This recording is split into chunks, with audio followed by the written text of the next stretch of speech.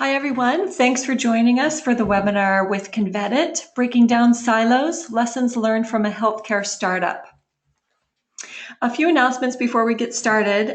First of all, I just want to welcome everybody. Thanks for joining us today. We have two really great speakers I'm excited for you to hear from. Just a reminder, everyone will be on mute throughout the webinar, but we will have a section for Q&A. To submit your questions, use the question chat window in GoToWebinar, and feel free to submit your questions during the presentation, but we'll probably hold answering them until the end of the presentation. Also, this webinar will be recorded and available afterwards if you'd like to listen to the recording. So with that, let's get started. So first of all, we have two great speakers today. Tom O'Malley is CEO and founder of Convetit. He's passionate about working collaboratively to help advance corporate innovation timelines through the melding of technology and methodology. Tom has 20 years of technology transformation, operational leadership, and strategic advisory experience. I will give more information about him when we get to that section of the presentation. But first, we'll be hearing from Jack Wodlinger. He is co-founder and former VP of Sales at MyRounding Solutions, which is a healthcare technology startup focused on improving the patient experience at large hospitals. Jack has over 10 years of startup experience, and he's passionate about building great teams. So with that, I'm going to turn it over to Jack. Hey, Linda. Thank you for putting this together and having me here today. One thing, I'm looking at the screen as I'm talking here, and I'm wondering if we can get those slides into the full screen mode. I see they're still seeing part of your desktop there, but sure. But either way, I'm grateful for this opportunity to connect with the Convetit community. For everyone who's joined here today, I know you all keep very busy, and thank you for your time. To give you an idea of where we're headed and to make sure you get as much out of this experience as possible, a quick roadmap. First, I want to share a few insights from the build of MyRounding, and then we'll slow down and focus on three distinct takeaways. The first, hospitals are breaking down silos by bringing people together regardless of title. One example we'll share is the behavioral change we have observed in the buying process. Second, the importance of visibility and transparency throughout your organization. This is clearly a must and will be a running theme in my entire session today. And then third, we'll talk about communication technology in healthcare. Guaranteed this will be a differentiator in healthcare success going forward. Human communication is naturally open. Obviously, spoken word is inclusive to those nearby, but we're all familiar with how businesses and other organizations can concentrate and overspecify into silos. So technology has the power to impact either side of this by either strengthening or breaking them down. If you have any questions, as Linda mentioned, as we move along, feel free to chat those in the panel. We'll start with some background on MyRounding and me. So MyRounding was founded in 2013 and acquired by Huron Consulting in February of this year. The value of the application is centered on leadership rounding. If you've ever watched a TV show based in a medical environment, you're probably already familiar with another type of rounding called clinical rounding, where the doctor checks on patient vital signs. Leadership rounding follows a similar process. However, the focus of the interview is patient experience. So leadership rounding is important because hospitals are now held accountable for the patient's experience. I think we all know that if something happens at a hospital that negatively affects your outcome, the organization will be held responsible. Well, today, if something negatively affects your experience while in the hospital, they'll likewise be held accountable via Medicare and Medicaid reimbursements. So HCAHPS, that acronym stands for the Hospital Consumer Assessment of Healthcare Providers and Systems. That's a monster. That's the CMS survey required for all hospitals in the U.S. You would receive this survey in the mail or via phone after a stay in a hospital. And if you filled out that survey and gave the hospital a perfect score, great, they passed. However, anything less than perfect, and they would receive a financial penalty. So MyRounding is used in the hospital while the patient is still in the bed, and their feedback is provided in real time so the care team can positively impact their experience. And having the opportunity to improve that experience while patients are still in their care means that hospitals can change internal behavior and processes that ultimately mean an improvement in measures like HCAHPS. So for my part in the story, I got involved in MyRounding through my relationship with founders Dave Marshall and Tony Gorski. My startup experience began in sales at email security startup MX Logic in 2003. By 2010, I set out to found my own company, raised some money, and built a team. That, as it goes in the startup world, that turned out to be a learning experience. And by the spring of 2013, I was in a position to do something new. So over those 10 plus years, I'd worked in startups. I'd worked in sales, marketing, product development, and engineering. And that experience bolstered my confidence to work with MyRounding from the ground up. My title at MyRounding was Vice President of Sales, as Linda mentioned.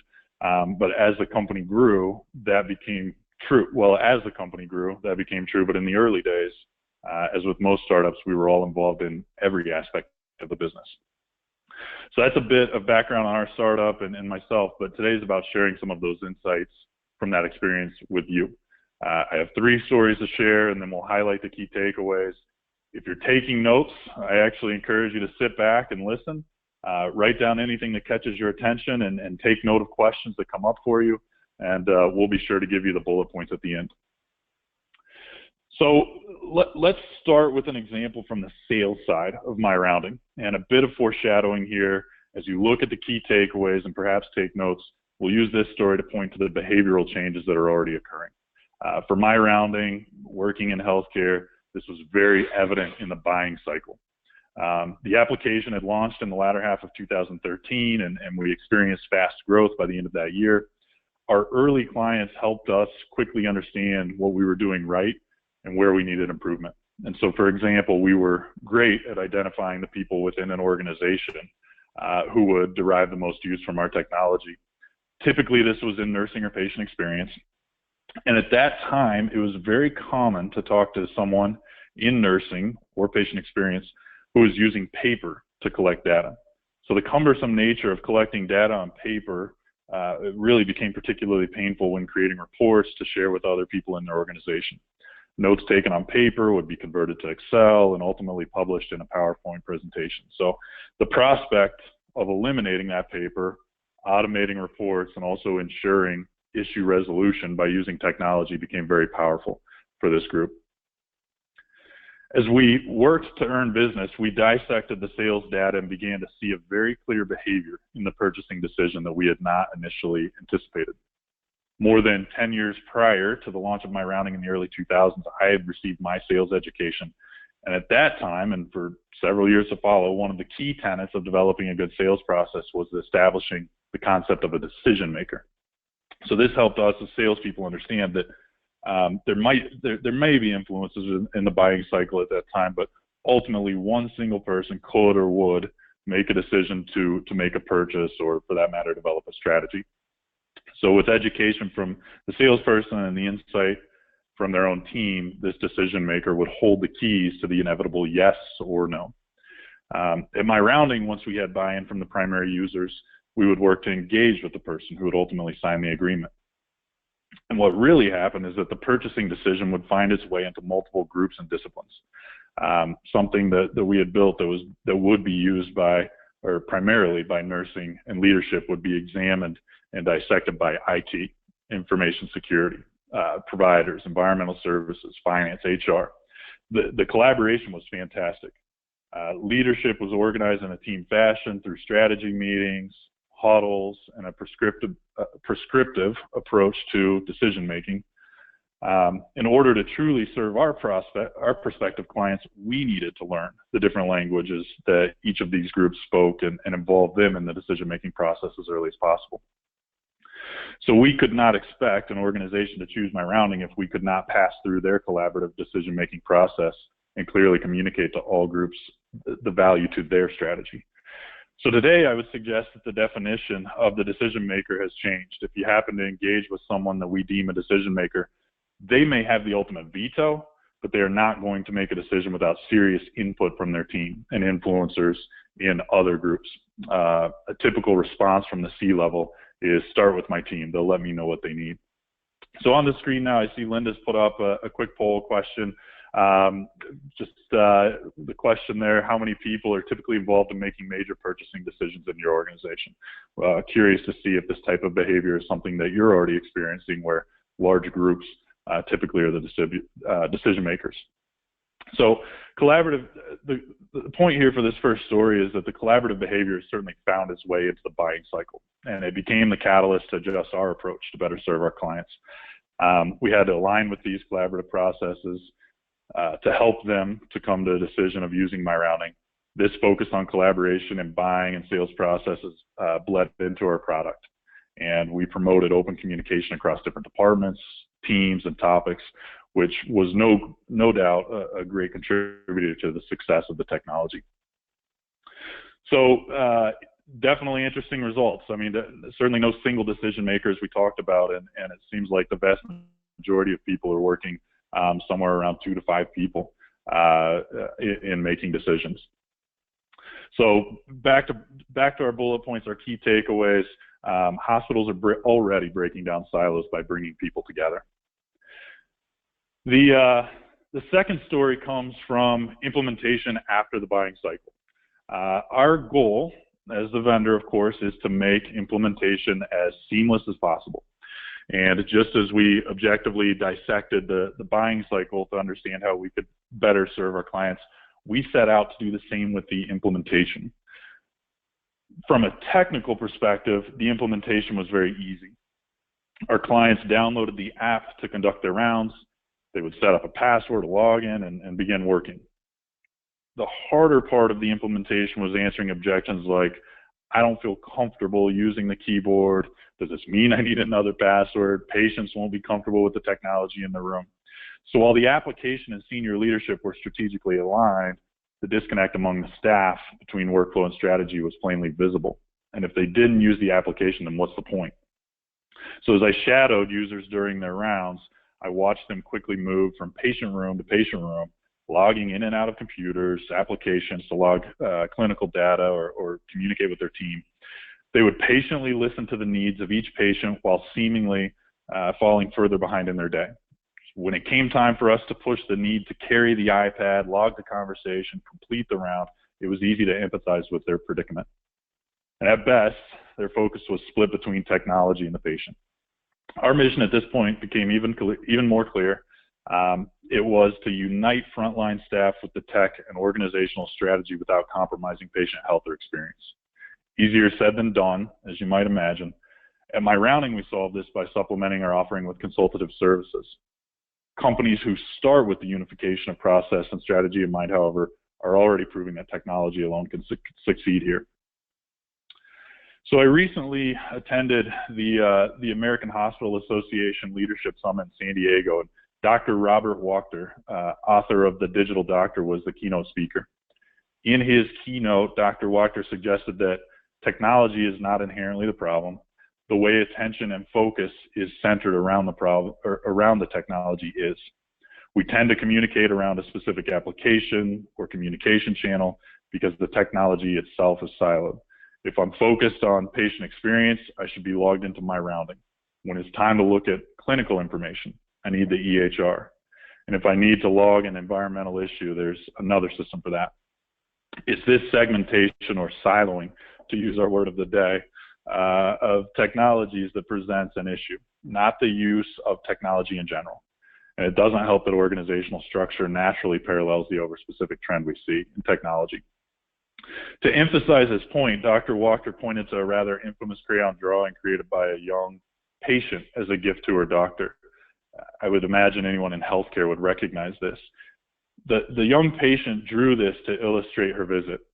She drew the room as you see on your screen here, her family to the right there, perhaps her mom, sister, brother, and she's sitting on the table in the middle of the room.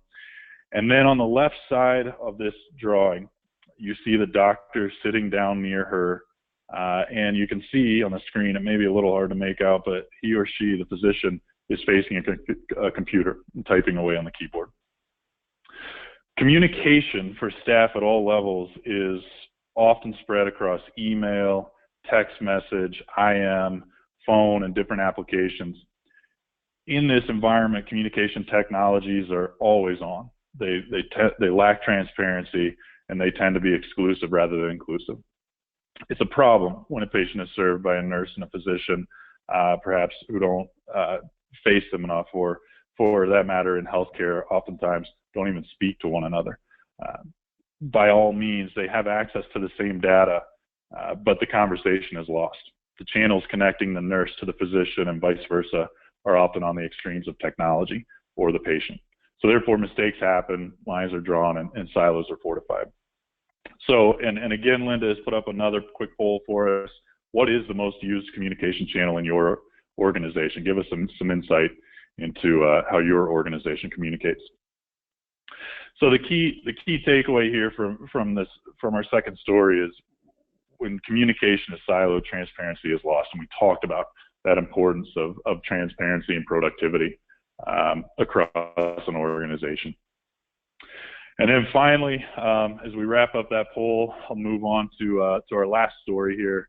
Oh, look at that email! Wow, that overwhelmingly. So that's some very good insight as to how people are communicating, and we'll definitely give some feedback as we get towards the end of the conversation here. But so finally, for all the challenges, stress, mistakes we hear about in healthcare, when I walk into a hospital, I do not see people who don't care. In fact, it's the other extreme. When I walked the halls of a client, I saw patients who were scared, and I saw nurses, physicians, and staff working to comfort them. I'm not a nurse or a physician, but if I put myself in their shoes, I don't feel there is anyone who could better understand the plight of the patient or their family.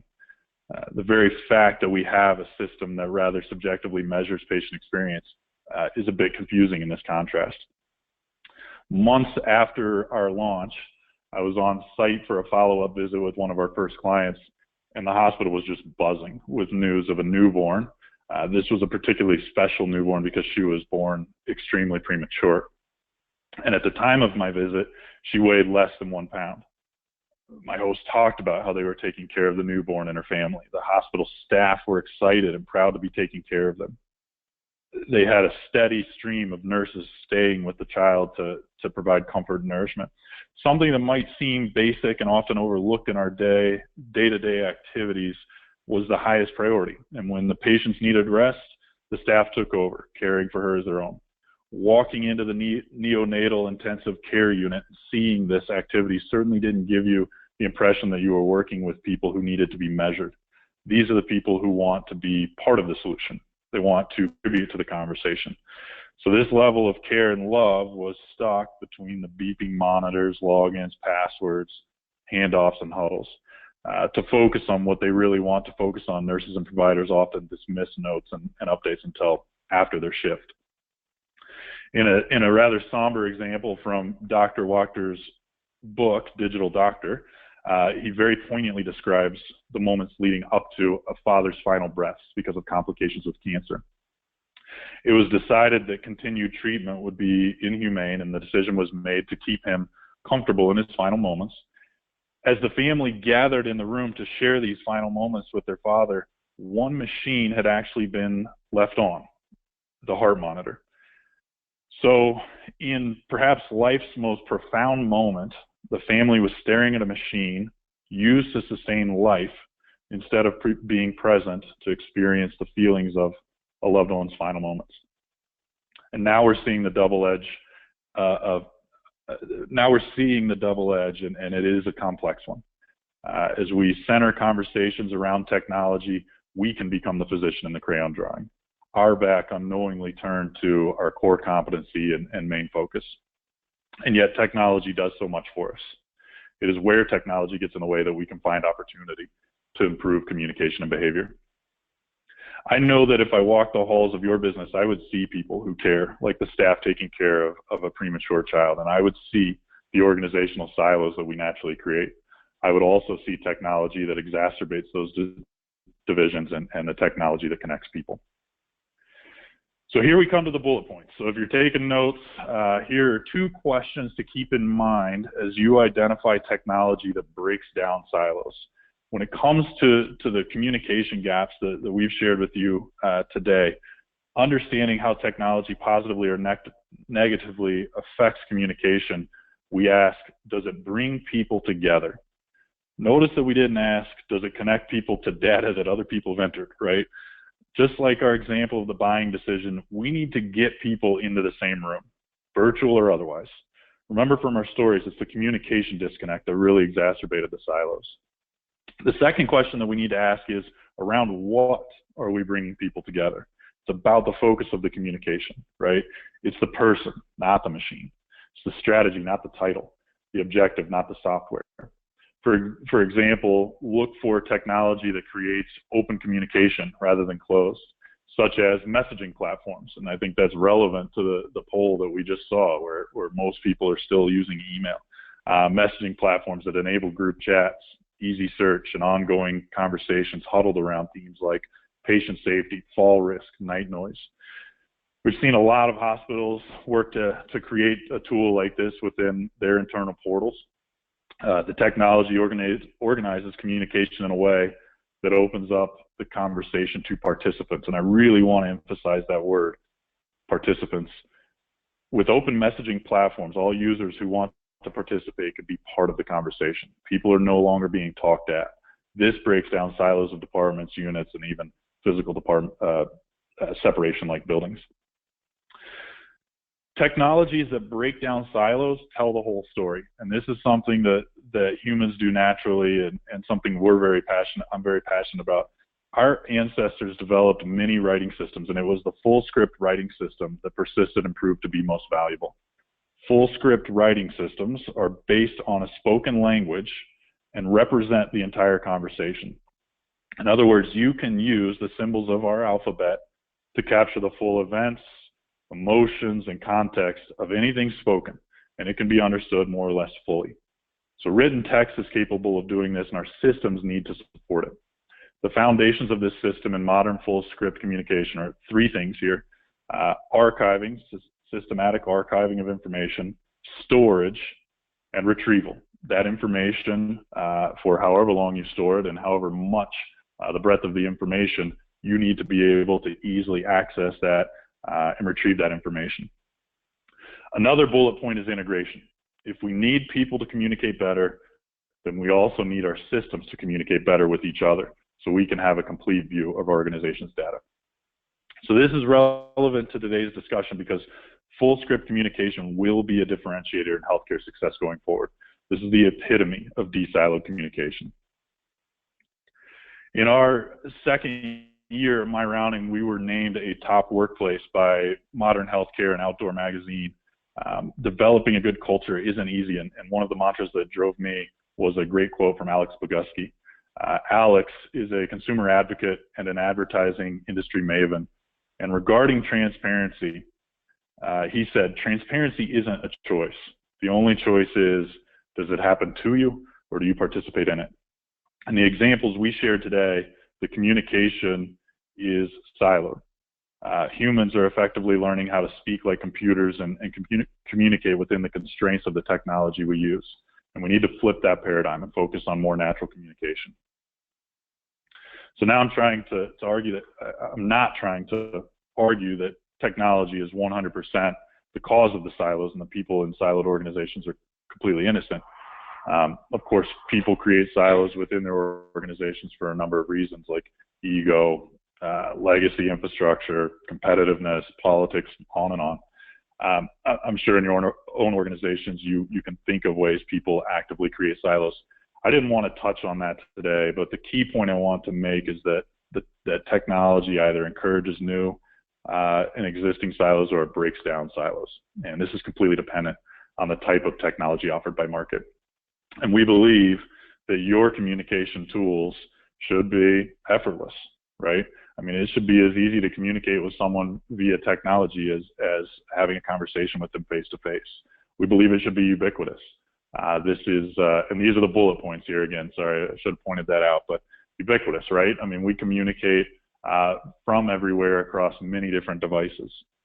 Easy to turn off. This is something often missed in communications. The thought of a do not disturb, the ability to manually affect the amount of alerts and reduce or minimize alert fatigue in my own world. And then consolidation, all in one place, right? Sometimes in big organizations, the challenge, and this is important because sometimes in big organizations, the challenge is not how you communicate with someone, but rather with whom should you be communicating. And then as our final quote here, it only made sense that I go back to the book that I referenced several times through my session here, and Dr. Robert Wachter.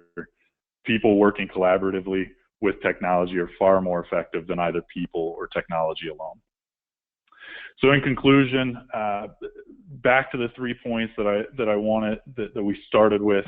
Hospitals are already breaking down silos by bringing people together, and we used the example of the buying process to help us understand that and see the roadmap for some of that change.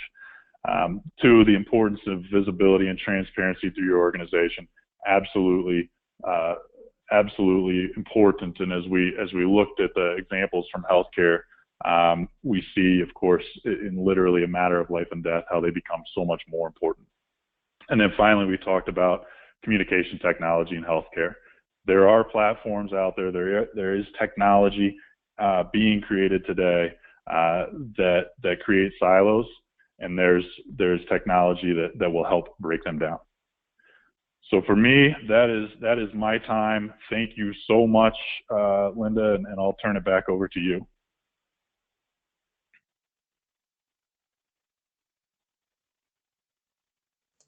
Jack, thanks so much for that. Really appreciate your insights and the stories that you shared. We have a couple questions coming in, but I am going to turn it over to Tom first for his section. So just a reminder, keep your questions coming in using the question chat window, and we will get to those shortly. So as a quick introduction, Tom O'Malley is the CEO and founder of Convetit. He has years of experience with technology transformation, operational leadership, and strategy advisory experience. And prior to founding Convetit, Tom was the director of insights and strategy for both EMEA and APAC regions at Oracle, as well as advisor to startups and a director at Avaya. So I'm going to turn it over to Tom. Hi, thanks, Linda. Jack, thank you very much for your piece today. I think the real strong fit between what you speak about and what Convetit is all about. You know, back when I was running research teams at Oracle, excuse me, what I find is that we were often relying on third parties to go essentially do our learning. So we were often hiring IDC or Gartner or some boutique research consulting company, go out and essentially explore the market for us and come back and do a report. And some of the frustrations that I felt when I was doing that, first of all, it took a lot of time and it took a lot of money. But I think most importantly, my team wasn't getting any smarter, and I wasn't building advocacy across silos. So it was about 2 years ago, I set out to change that by developing some technology, realizing that people, process, and technology are required to make any sort of business transformation or change.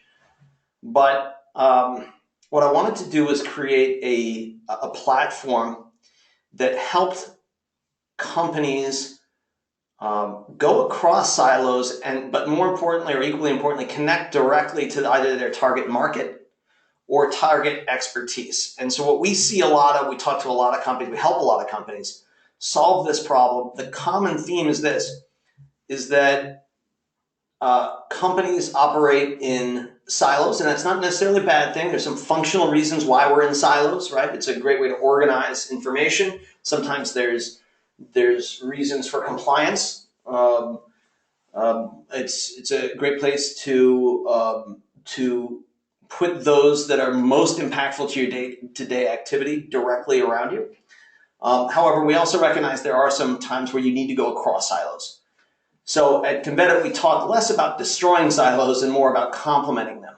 And what we mean by that is getting people, relevant people together, working on outcomes that matter when they do. And I think what we're seeing is there's a lot of large companies out there who have used size as their main competitive advantage in previous decades, are now realizing that size is not necessarily an advantage when markets speed up.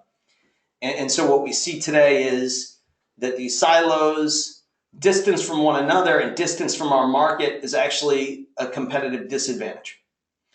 And so what we're seeing now is that companies are trying to overcome that. And when you look at these companies that have this problem, they tend to be not only the most, the largest or the most to lose, you might say, the incumbents, but ironically, they're the most vulnerable because of this.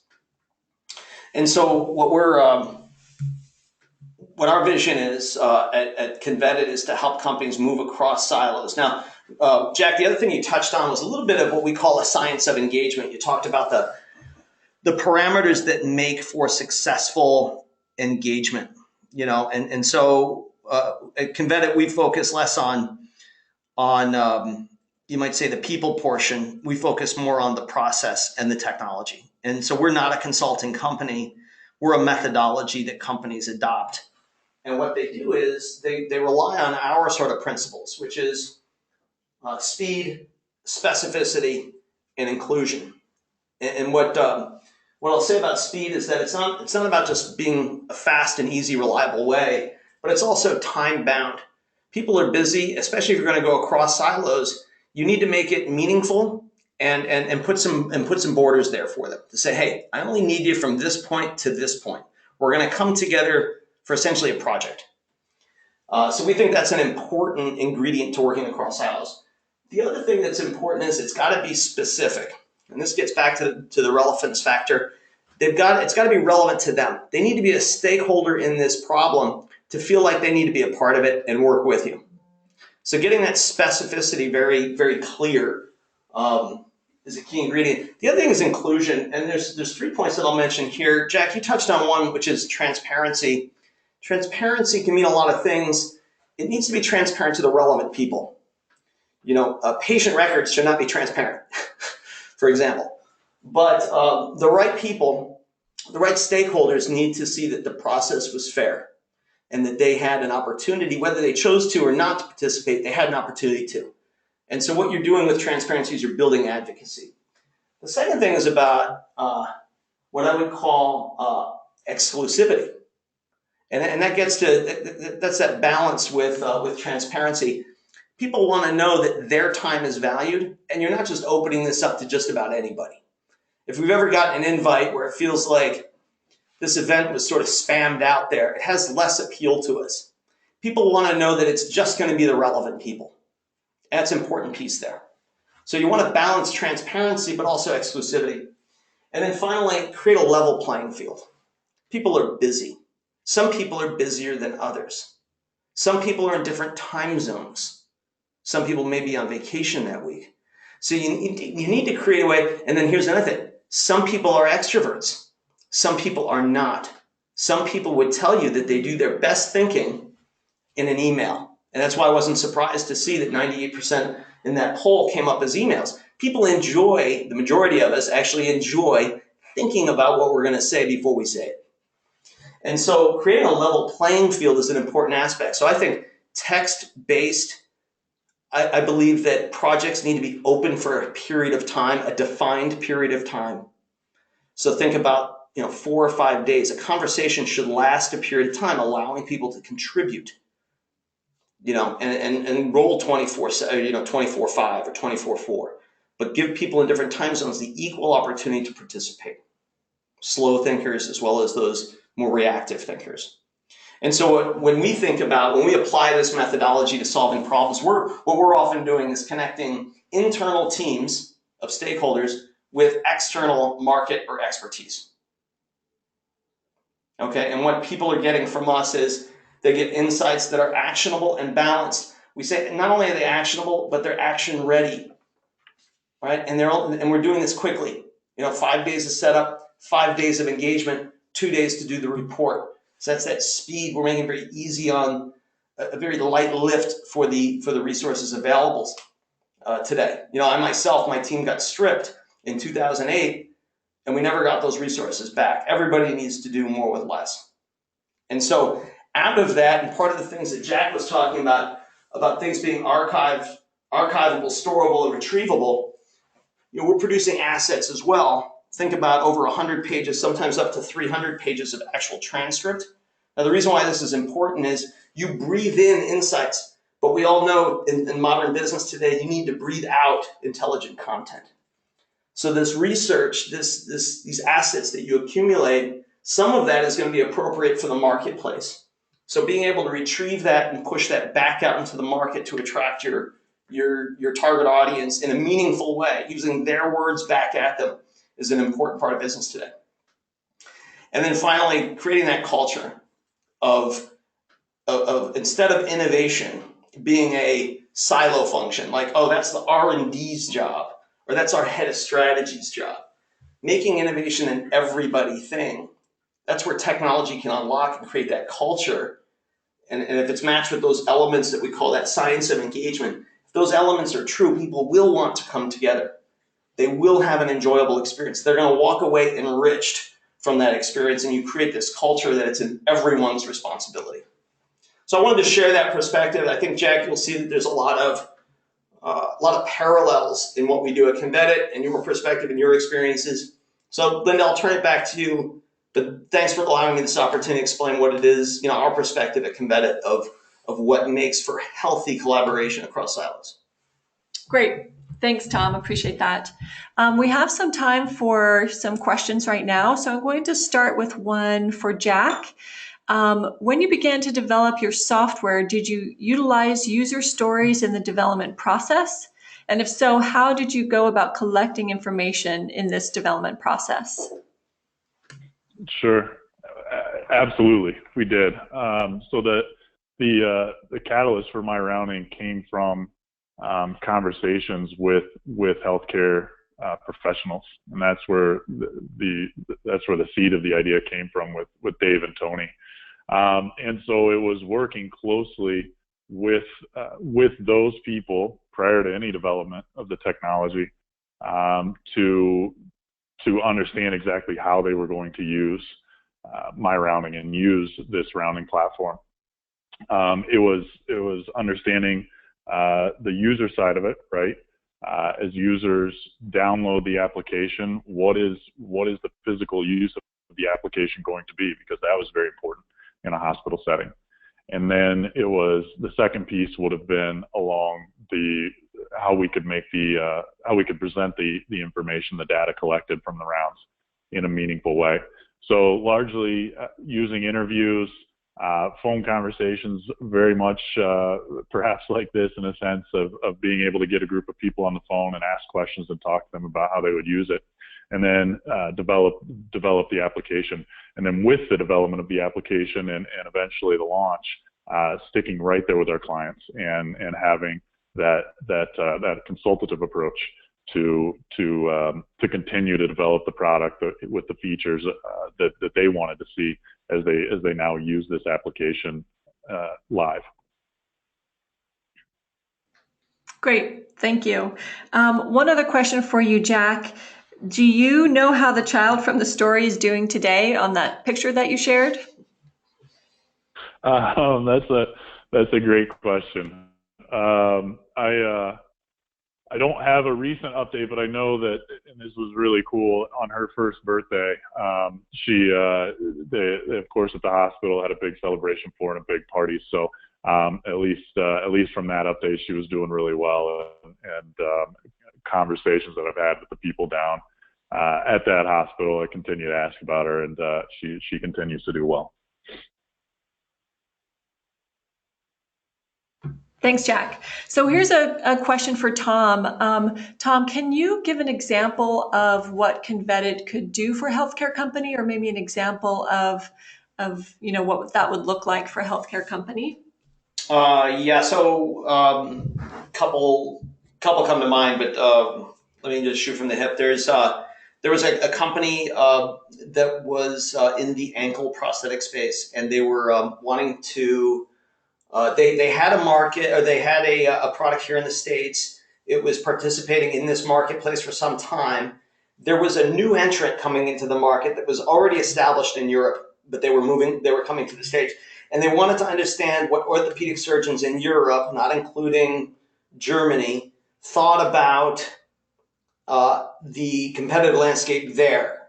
They were almost taking Europe as a proxy of their future competitive landscape here. So they wanted to talk to 20 orthopedic surgeons over in Europe about some of the needs that they felt were what's important to them about the product, the actual joint, when it comes to ankle prosthesis, and then how did they feel about the alternatives in the marketplace? Where did they see white space? And then specifically about this new brand. So they ended up focusing, in the end of the conversation, the last 2 days of the conversation focused around this new brand and what are its strengths and weaknesses. So they were getting market intelligence about a future event in their mind.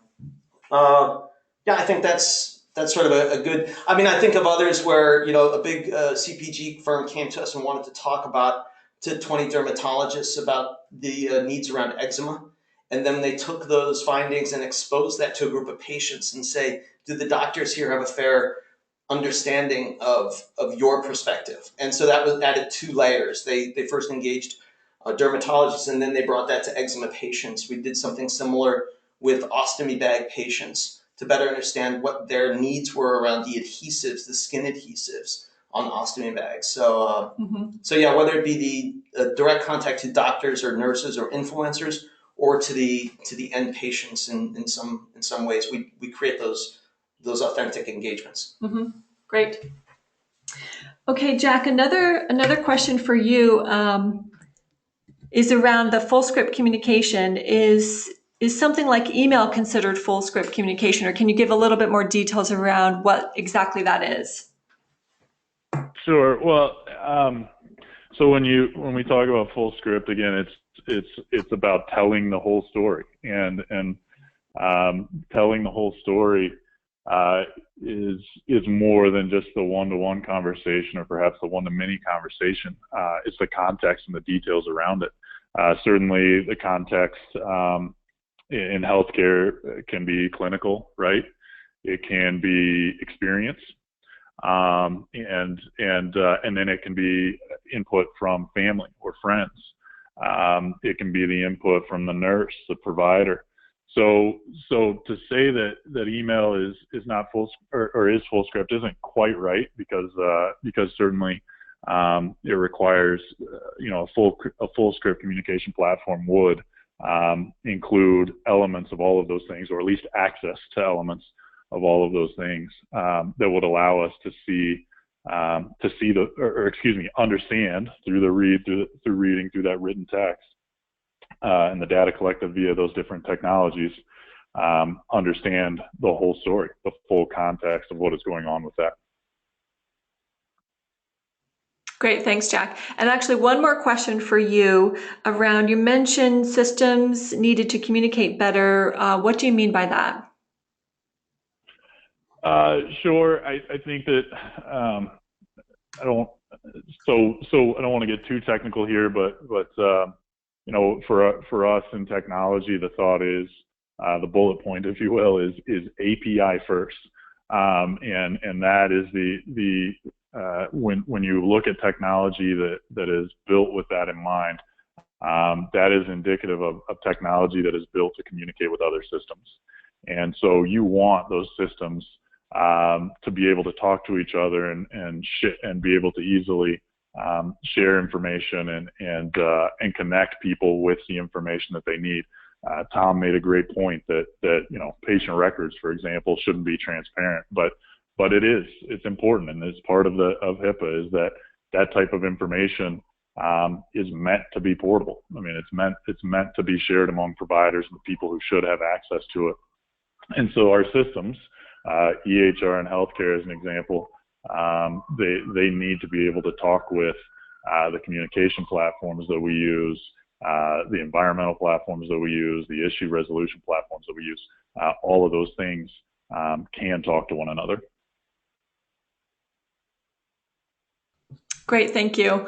I just wanted to thank everybody for the questions you submitted, and also to our presenters, Tom and Jack, for the great experiences, stories, and information that you shared.